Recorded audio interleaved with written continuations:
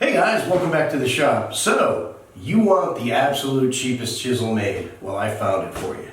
I know, I can't believe I'm doing this video, but as it turns out, you know, in the last video I said I was moving. As you can see, I've taken everything down off the walls. Everything's packed up, and I only kept 3 chisels here in the house, and they were 3 of my best chisels. And I need to do some construction type work. So, Harbor Freight had this package of 4 chisels for sale for $5.99. I know, it sounds too good to be true, but I figured, what the hell, I'll give it a shot. So let's see if they're any good. Let me take them out of the package. As you can see, they're still in the box. The packaging literally was that easy to open. It's just it is what it is. There's nothing to it. And what we have is 4 chisels. We have a 1/4 inch, a 1/2 inch, a 3/4 inch, and a 1 inch. And I'm going to tell you right away, first thing, just looking at them, these are the dullest things I've ever seen in my life. I mean, these wouldn't cut if life depended on it. Now, I don't expect any chisel to be sharp, but these literally are brutally dull. So first impression, guys, they're very small. Now, they're taking their look from the old Stanley butt chisels, the Stanley 60 series, and those were great chisels, and you know, Stanley sold a bazillion of them over the last, what, 80 years or so. But these are not quite the same. The handle's much smaller, much skinnier. Actually, I told a little fib. I did keep 4 chisels out, 3 my best chisels, and this 1 extra one. And this is a good example of a butt chisel you could get at the home center. This is a Stanley as well, and I got this at Home Depot about 5 years ago, and here you can see the size difference, okay? So that's just a comparison for you on the difference in size in these things. They're very small. But you want to know something? They're $1.50 a piece, so I'm going to let that slide. I need to get them sharpened up, and let's see if they work at all. So let's get the sharpening stuff out and let's see if they work. Alright guys, I'm not going to go through a whole sharpening tutorial here, but I am going to sharpen all 4 of these. I'm going to start by flattening all 4 backs, and here's a little demonstration of how I did that. Using my Sharpening 1000 stone right now. And as you can see, after a little bit, I have a little hollow in the middle I have to work out, which I did take care of. I then went to my Veritas Mark II guide and set it to 25 degrees and started working on the bevel. And this bevel took a little bit of work, but we got all 4 chisels sharp in very short order, actually. Okay guys, for the 1/4 inch chisel, I did go to my Grizzly Tormac clone. The Veritas honing guide doesn't do chisels under a 1/2 inch, so I had to go to this method for this chisel. Worked well. Okay, the camera angle is a little tough here, but there is a secondary bevel on all 4 chisels. Okay guys, now that we got them sharp, let's put them to work, see what they can do. I'm just laying out for a little tabletop holder, you know, that little wooden button there. I'm just cutting a slot for it to go in, a little mortise, so to speak, with the 1/4 inch chisel. And as you can see here, we're going to start with the 1/4 inch now, and I'm just going to chop this out. And after a few chops, I'm going to speed this up so you don't have to watch the whole thing. But I'm going to be honest, I'm pretty pleased. This thing did cut this well. This is a piece of scrap cherry I'm cutting this in. And it looks like I'm actually cutting it right on the sapwood and heartwood line there. So I don't know what that really means. And pretty bad hammer placement there, but sorry about that. Or mallet placement, I should say. So here we go, sped up. And you see the chisel's doing fine. It is actually taking care of this cherry quite nicely. Now I'm only going down about a 1/2 inch. And that's all that's needed for that tabletop holder. And we'll just complete this and see if it fits.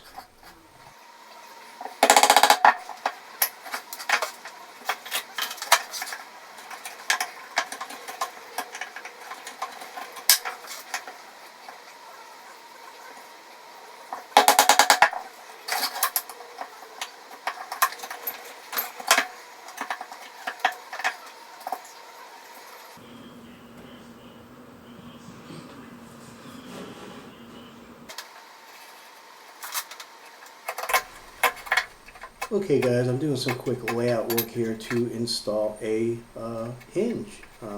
Butt chisels were kind of named after the fact that they were to install butt hinges. Now, I'm not 100% sure if this little hinge here is a butt hinge, but it's the only hinge I had in the house, and literally it came off a piece of furniture that while moving, I've been emptying the house. I threw the piece of furniture away, but I scavenged the hinge to do this video. So this is the hinge I got, and it's the one we're going to use. And as you can see, I laid it out, and then I've done some chips, you know, very, very easy chisel just to the thickness of this very thin hinge. And then we're going to take, and with the mallet directly in our way, very good, you moved it. We're going to quickly just remove this little bit of wood and get the hinge set. We're going to go to speed up mode here a little bit to finish this chiseling.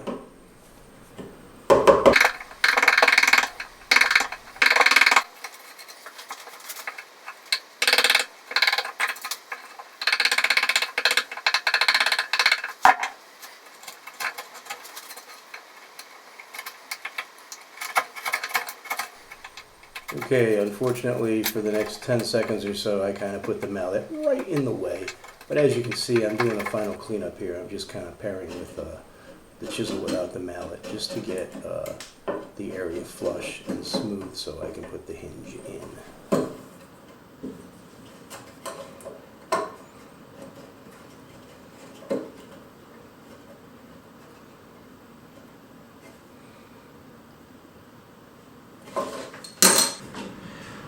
Alright guys, we're going to do a little what these chisels are more geared for, some carpentry work. As you can see, I got a 2x4 here, and what I've done is made some relief saw cuts here to take this notch out here.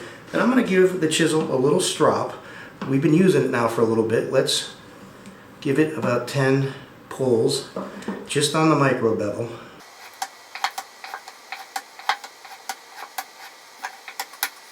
Okay, and as you can see, we got a nice, I would never know when this is reflecting where you can see it, but there's a nice micro bevel there again. And then these relief cuts are pretty easy to knock out. Now normally in carpentry work you wouldn't be using a mallet like this, but as you know I'm moving and this is about all I have left in the house. These will just break right out. If I had a small hammer I could just hit these directly with my hand.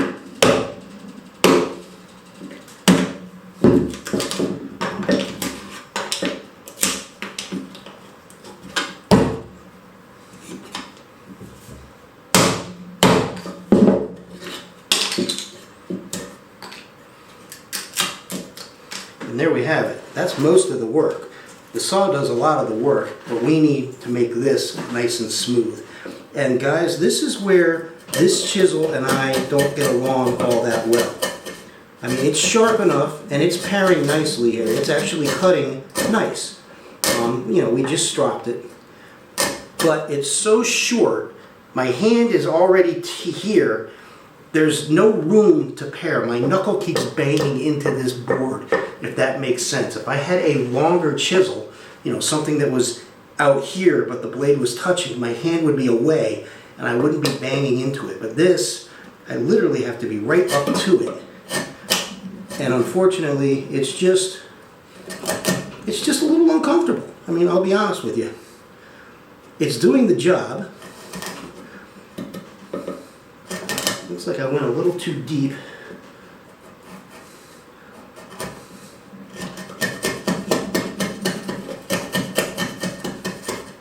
With one of the saw cuts, but that really doesn't matter. Let's flip it around.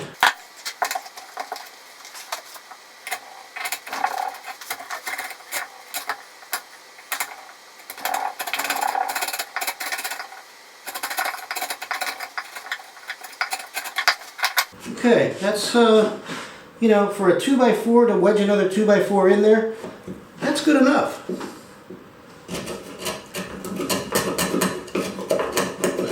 Did that nicely. Alright guys, the Harbor Freight $8 MSRP chisels, the cheapest chisels I can find. I got them for $6 on sale with the instant savings sale they put on from time to time. What do I think about these things? Well, the price is definitely right. There's no doubt about it. But I don't like the ergonomics. To me, they're too small. Now, butt chisels, or as I found out doing some research, these things were called dumpy chisels too. And these are probably well named at dumpy chisels. The ergonomics are not good. I don't like them at all. That doesn't mean you may not like them. Ergonomics is something that's different for everybody, so that's not really fair for me to kill them because I don't like how they feel in my hand. Butt chisels, dumpy chisels, are supposed to be shorter, so that's not really a knock. The circumference of the handle I don't like at all. It's very thin. I would prefer a thicker handle. The old Stanley 60s had a thicker handle there, and they also had a metal tang going all the way through. This is just this rubber back here. So I don't like the ergonomics or the build quality. The steel, the package doesn't say what kind of steel it is. It's soft. It's very easy to sharpen because it's soft, but it doesn't hold its edge as long as other chisels. So do I recommend these chisels? Well, I'm going to think of about 3 or 4 different use cases, and I'm going to tell you if I think you should use them for that use case. The first being something like what I do here, you know, woodworking, cabinet making, quote, fine woodworking. These are not good chisels for that. You want something that's a little bit longer, and quite frankly, I'm going to say this for every one of these use cases, but you know, yeah, it's great to get a set of chisels for $6, but chisels last an entire lifetime. This would be a good time to spend a little bit more money, and even getting a budget brand set of chisels for a little bit more is going to get you a lot better steel. The steel is okay in these. They work. As you saw, I was able to make them work. I'm able to get them sharp, and they cut. They get dull quicker than other chisels, which may or may not be a problem for you. If you're doing fine woodworking, I think it will be. You guys, look at the Narex entry-level bevel edge chisels. Probably the best bang for your buck for woodworking. Carpenters, professional carpenters, weekend warriors, if you're building decks and sheds on the weekends, you probably don't want this kit either. You're going to want something like this or like this, which I just picked up at 1/4 inch. These, as you can see, are much larger. You know, if you're building decks, you probably only need one, and this would be a great one to get. Better steel here. So, you know, if you're building decks on a regular basis, you want a better chisel as well, I think. Now, who might actually like these? Hairy homeowner. Let me show you my homeowner toolkit. That's right, pretty silly, isn't it? Kind of a mess of jumbled junk here. These chisels are going in this kit, and I'm going to use them around the house, and I think that's a good use case for these chisels. You know, if you just want a set of chisels for occasional use around the house, you're not going to need to sharpen them all the time because you're going to very rarely use them, and they can go in here. And if you are a woodworker or a carpenter, pick up a set of these, put them in your hairy homeowner toolkit, and when your neighbor bangs on the door and says, "Hey man, can I borrow a chisel?" you go, "You sure can, buddy. Here it is, right here." You give them these. You don't care if they open paint cans with them, and bring them back because they're $1.50 or $2 a pop. So that's it. That's my review, guys. They're not for everybody. They're probably not for most of you. And it does scare me a little bit to say homeowner because a homeowner is not really going to be the best at sharpening these, and these come really dull out of the package. So, but if you're buying a chisel, you're going to have to learn how to sharpen it no matter what. So I'm going to throw that out. Homeowners, these are great for you. $6 or $8, throw them in your tool bin, forget about them. Thanks for watching, guys. If you like this, please hit the like button. And as always, if you haven't subscribed, please go ahead and subscribe. Have a great day. We'll see you in the next one.